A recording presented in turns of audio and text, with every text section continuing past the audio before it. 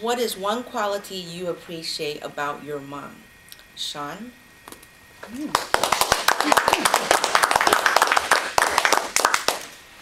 Thank you, Madam Table Topics Master.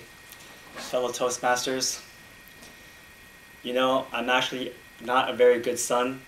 I don't visit my mom quite as often as I would like. I grew up in Northern California, and as I told you guys before, I moved to Southern California to go to school, and now I work here full time. When I first started working back in 2011, I only visited my mom 2 times that year. And each time I would have to drive up to Northern California, stay for 1 or 2 days, and then go back home. And then she would call me on the phone, and sometimes I would pick up and sometimes I'd be too busy. But recently, my mom decided that she wanted to move back to Taiwan, and I realized that my time left with her is being cut pretty short.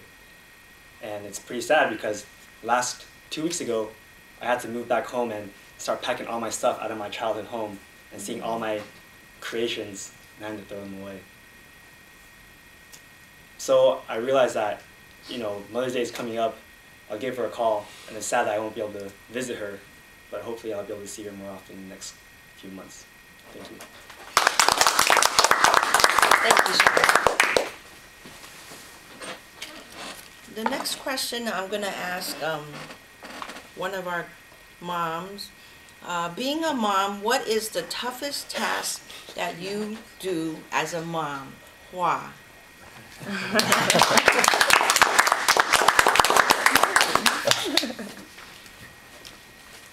What is the toughest task as a mom?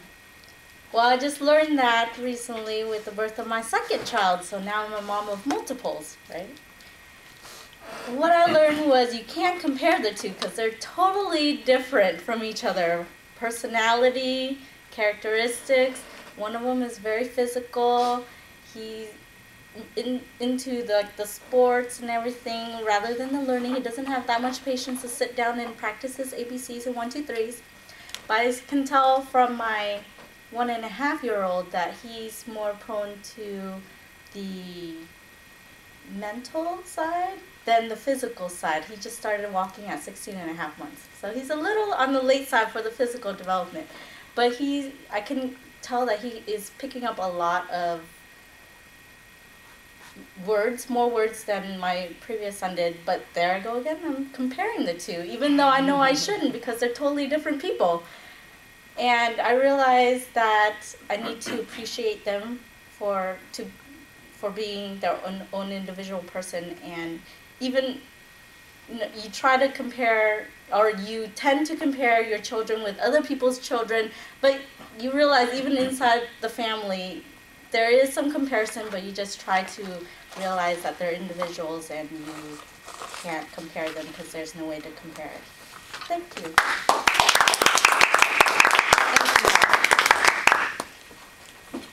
On a lighter note, is there a TV mom that you have admired? Wes? Thank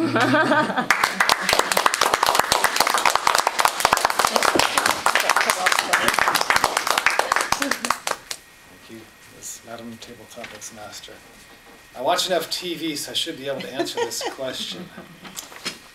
Let's go with the Leave It to Beaver mother, June Cleaver. My goodness, she's always looking so sharp and fabulous. She's working hard all day, cooking, chasing down the beav and Wally. Yet her hair is always immaculate, and she has a smile. When Ward walks through the door after a hard day's work, greets him with a smile and a kiss and a warm meal. Really, how do you beat that? That's quite the positive attitude that she has. I don't know if any of you can relate to that with your mothers. I don't think she really ever raised her voice even once that I can recall. Usually Ward would have to go upstairs and handle business if it came to that. But she had a very pleasant attitude, something that you would dream of from a mother, nothing but love and solicitous attitude. And for that, I think she is one of the ideal moms in all of television history. Thank you, Wes. When you hear the word mom, what comes to mind? Doug?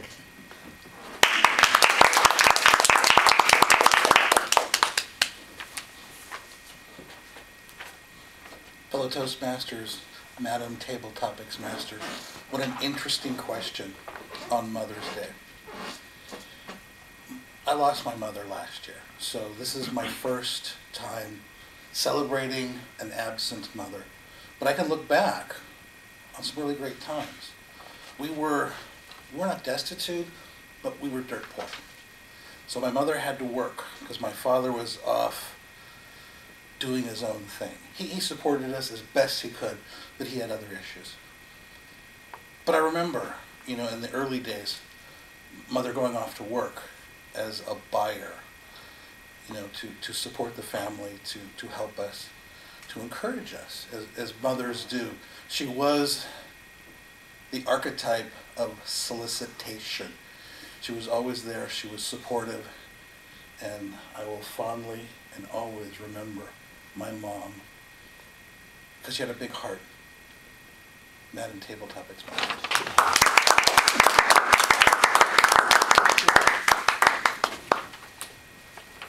Talk about a special deed your mom has done for you in which you will never forget.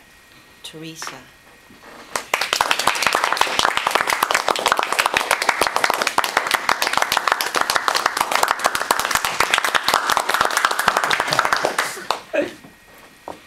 Thank you for that question, Madam Table Topics Master, fellow Toastmasters.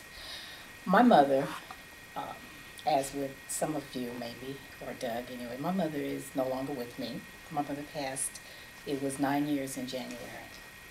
That was very hard. I was very close to my mother. We talked every day, every single day we talked.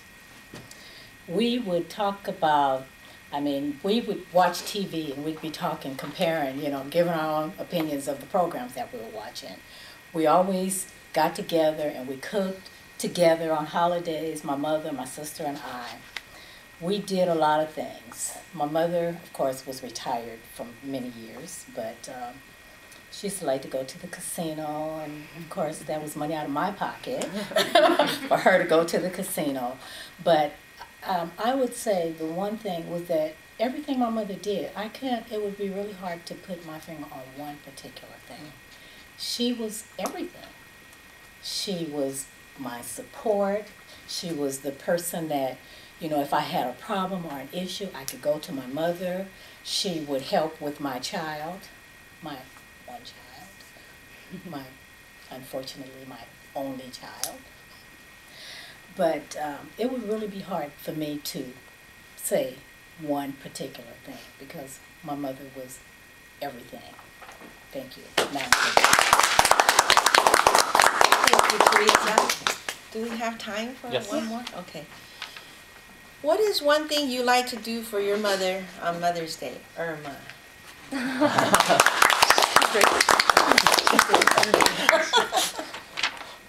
I remember when I was a child, I used to go with my mom to the market. My mom always had a set amount that my dad would give her. And I remember every time she had to pay, the lady would say, "Oh, is this much?" And my mom here, taking out stuff. You could hear the people in the back. It's like, "Oh my Lord, lady, if you knew how much money you had, why did you bring so much stuff?" And she would always do that. And after that, I remember we would push the little carts to our house because my mom never learned how to drive. My dad never taught her or was going to buy her a car. It was just the way it was. So I remember walking through the streets with the cart. So every time that I have the opportunity, I take my mom to the market. I buy her food. Every time I go to Costco, if she doesn't want to go with me, I buy her food. Whatever I could do, because I know that she doesn't have a cart, to help her, alleviate her, because I know she had it hard, and then especially with 13 kids, she probably was in the market every 3 days. So whatever I could do to help her, because moms do so much for everybody. Not only do they have to go get the food, but they have to prepare meals, breakfast, lunch, and dinner. When you're sick, extra food, whatever they have to do, but they're always there. So what I enjoy doing with my mom is helping her so she could have some time to rest.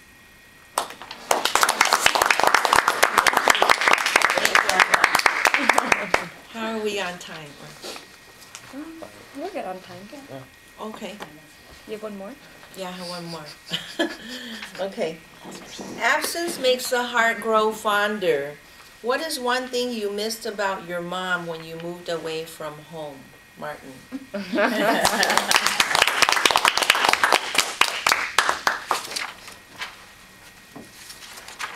That is a tough question. I actually didn't move away from home until I started going to grad school. So all throughout undergrad, I was still spoiled and ate good food. Hung out with my parents, had all kind of the bare necessities. I think the main thing I missed was the language. In my home, as you know, I'm Polish. In my home, our parents have always strived to force us to speak Polish, which didn't work out until we were about 14, surprisingly, because we ended up moving back to Poland for a year at the age of 14, and that was kind of the moment where my brother and I really started just speaking Polish on a regular basis, and now it feels really weird to talk to him in English.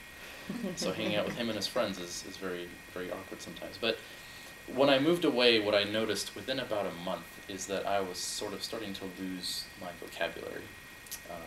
And I was starting to forget words and how to phrase things correctly. So I started kind of calling my parents a little more often to be able to have that sort of sense of community, and tried to find some friends who maybe were Polish at like a Polish church or something to keep that language going. So that was really kind of intellectually what I missed the most.